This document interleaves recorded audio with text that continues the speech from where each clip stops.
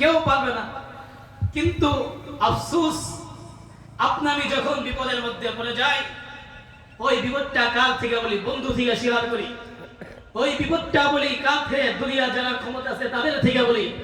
তারা তো আপনাকে বিপদ থেকে উদ্ধার করতে পারবে না। বিপদ থেকে উদ্ধার করা একজন, সে আল্লাহ। কোন আল্লাহ? যে আল্লাহ 24 ঘন্টা ওপেন, দরজা খোলা। বান্দা, তুমি কখন বিপদে পড়েছো? তুমি রাত্র 2:30, 3টা, 4টা বিপদে পড়েছো।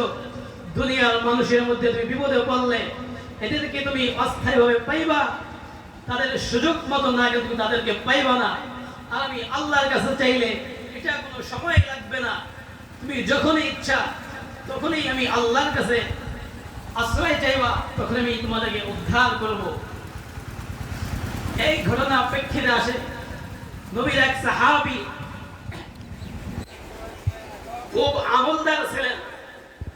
নবীজি সাল্লাল্লাহু আলাইহি সাল্লাম যুদ্ধের জন্য ঘোষণা দিলেন, ও আমার সাহাবায়ে কেরাম, তোমরা কোথায় আছো? আসো, আমি যুদ্ধে যাব। তখন আনসার সাহাবী নবীর সাথে যুদ্ধে চলে গেছে।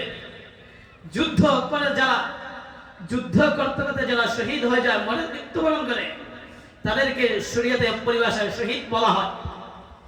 আর যারা মৃত্যু না হয়ে সুস্থ অবস্থায় ফিরে আসে, তাদেরকে গাজী বলা হয়। ওই যুদ্ধ গেলে সওয়াব, মরলে শহীদের মর্যাদা, না মরলে গাজী মর্যাদা নিয়ে বান্দা বাড়ি চলে আসে।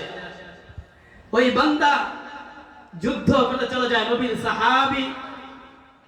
ওই সাহাবী যুদ্ধ করতে করতে যখন যুদ্ধ শেষ পর্যায়ে চলে যায়, আল্লাহর বান্দা, আল্লাহ রাব্বুল আলামিন এই নবীর সাহাবীকে একটা ছেলে সন্তান দান করেছিলেন।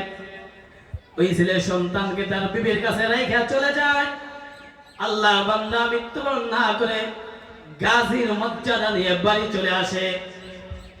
আল্লাহ রাব্বুল আলামিন এই সাহাবীর সন্তানটাকে মৃত্যুবরণ করে আল্লাহ রাব্বুল আলামিন কি পরিমাণ একটা নেককার বিধান করেছেন এই সাহাবীকে। যেমন সাহাবী তেমন বিবি, কিরকম ধৈর্য আমল। আল্লাহর বান্দা এই ছেলে সন্তানটা মারা যায়, আল্লাহর বান্দা যুদ্ধ করে রাত্রিবেলা বাড়ি চলে আসেন।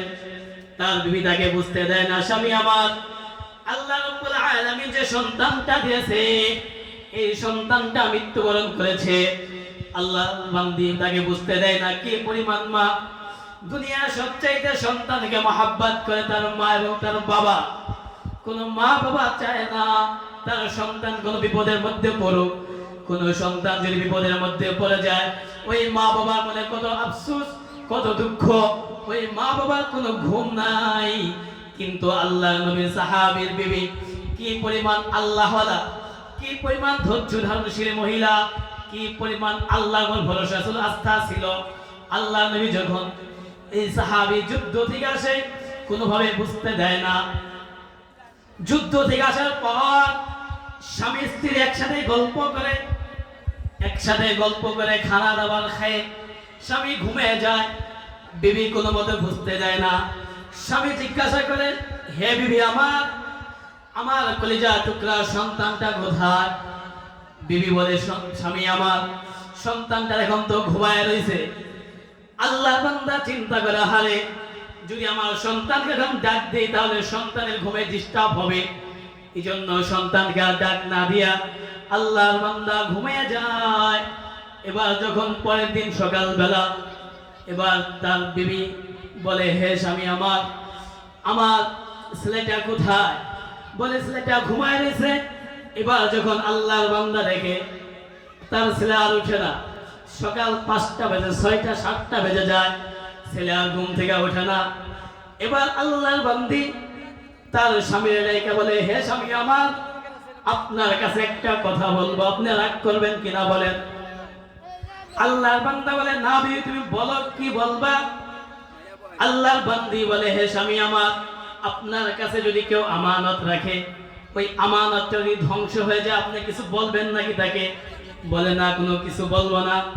বলে, আল্লাহ রাব্বুল আলামিন আপনাকে একটা সন্তান দান করেছিলেন, এই সন্তানটা ছিল আমানত।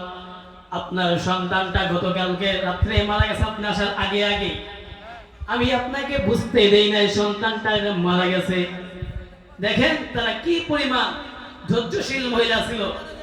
এই জন্যই তো আল্লাহ রাব্বুল আলামিন পবিত্র কালামুল্লাহ শরীফের মধ্যে বলে দেয়, বান্দা এমনকি আল্লাহ নিজেই বলেন, হে বান্দারগণ তোমরা আশ্রয় প্রার্থনা করো কার কাছে? আল্লাহর কাছে। এটা দুনিয়ার কোনো মানুষের কাছে বললে চলবে না। ধৈর্যের মাধ্যমে কি লাভ হয়, আর নামাজের মাধ্যমে কি লাভ হয়? আপনি যখন কোনো বিপদের মধ্যে পড়ে যাবেন, এই সাহাবীর মতো, এই সাহাবীর বিবির মতো ধৈর্য নিয়া, এমনকি সবর নিয়া যখন এই বিপদে পড়বেন তখনই নামাজে দাঁড়ায় যাবেন। আর নামাজ আপনাকে দুনিয়ার সমস্ত বিপদ আপদ থেকে হেফাজত করে দিবে। এটা খুব বাস্তব প্রমাণ। বিশ্বাস না হলে আপনি নিয়মিত ইবাদত বন্দেগী করে দেখেন। আমি প্রায় সময় বলে থাকি, আমার বুখারী উস্তাদ ও শেখুল হাদিস আল্লামা জাফর আহমদ কাসেমি হযরত 70 বছর মতো বয়স হয়ে গেছে। এই বয়সে হযরত 34টা মাদ্রাসায় বুখারী শরীফের সবক দেয়। হযরত আমাদের যখন এই বুখারী সবক দেয়